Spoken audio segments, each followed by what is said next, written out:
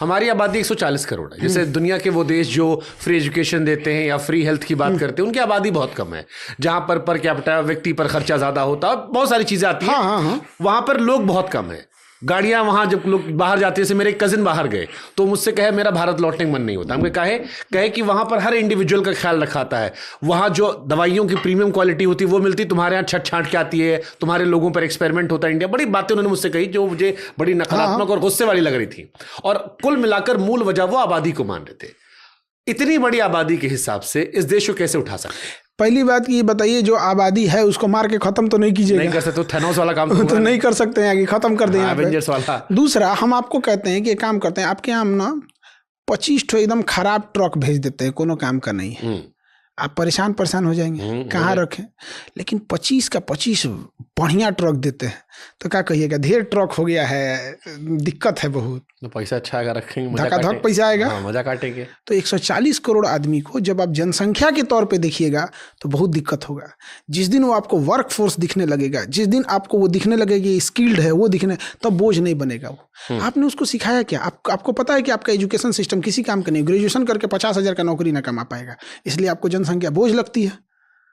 China की बात तो जनसंख्या थी, उसने बोझ कैसे लगने दिया? यहाँ एजुकेशन से स्किल सिस्टम को चालू किया वहाँ पे। आज हर इंसान स्किल करने लगेगा, भात दाल बांटने की जरूरत नहीं पड़ेगी। मैं पूछता हूँ सवाल, चाइना ने क्या ऐसा किया कि उसकी आबादी उसके लिए एसेट हो गई और हमारी आबादी आज भी हमें बोझ लगती है हर चीज में?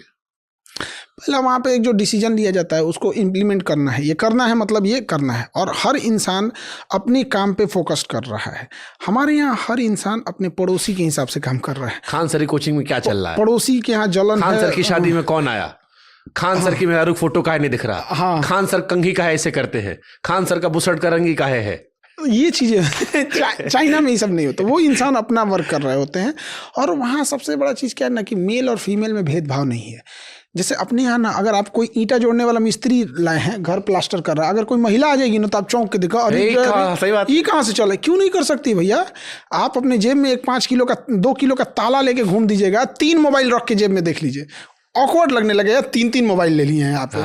वो 3 किलो का बच्चा लेके पेट में 9 महीने तक रही है, और उस महिला को आप ये कर रहे हैं, क्योंकि हम लोगों ने ना अजीब माइंडसेट बना लिया। देखा नहीं ना सर, देखे नहीं है यहाँ पे। हमको पंकज त्रिपाठी मिले थे, पॉडकास्ट कर रहे थे हम, तो वो हमसे कहे कि जब पहली बार दिल्ली आया उस लड़की सुट्टा पी रही थी। मैं सकपका गया, मैं कह रहा हूँ ये सुट्टा पी रही है। कहे मुझे अभी तो गलत है। फिर कहे, तो मैंने कहा अब मेरे गांव वालों से मेरा नहीं पटता। मैंने क्यों? बोले हमारा माइंडसेट अलग हो गया। मुझे सुट्टा पीने से भी दिक्कत है, लेकिन लड़कियों के इसलिए दिक्कत नहीं कि वो लड़की है, इसलिए दिक्कत है सेहत के लिए खराब है। लेकिन लड़की पी रही है, अब उस बात से दिक्कत नहीं है। पहली बार जब मैं निकला था मैंने कहा हे राम, ये कैसे पी सकती है रे, ये तो कच्चा पेन घूम रही है। और बड़े मासूमियत से उन्होंने समझाया मुझे। तो ये मुझे रियलाइज हुआ कि एजुकेशन या बेहतर कल्चर से चीजें बेहतर हो सकती है, लेकिन फिर वही हरात भी कहाँ निकलेगा। देखिए, चाइना जो है ना, स्किल पे बहुत आगे वर्क करने के। आपको यहाँ पे ऐसा दुनिया का कोई घर है जहाँ चाइनीज सामान नहीं है? नहीं, हो ही नहीं सकता वहाँ पे। अब चाइना का हर चीज़ है, तो वहाँ तक सोच रहा है चाइना।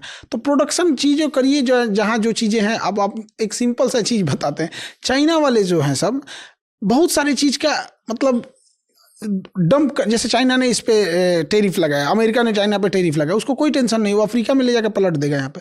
लेकिन एक छोटा बिजनेसमैन कहता है कि हमारे पास मार्केट कहाँ है? आपके बगल में नेपाल है, भर दीजिए। बगल में ही तो नेपाल है, यहाँ पे भर सकते हैं। भूटान है, बांग्लादेश है, नहीं भर पा रहे हैं हम लोग। ये एक बड़ी समस्या है। हमारा सबसे लड़ाई भी चल रहा है आजकल। तो खैर ये तो एक इंटरनेशनल इशू हो जाता है, लेकिन एक बिजनेस व्यापार के लिए तो जरूर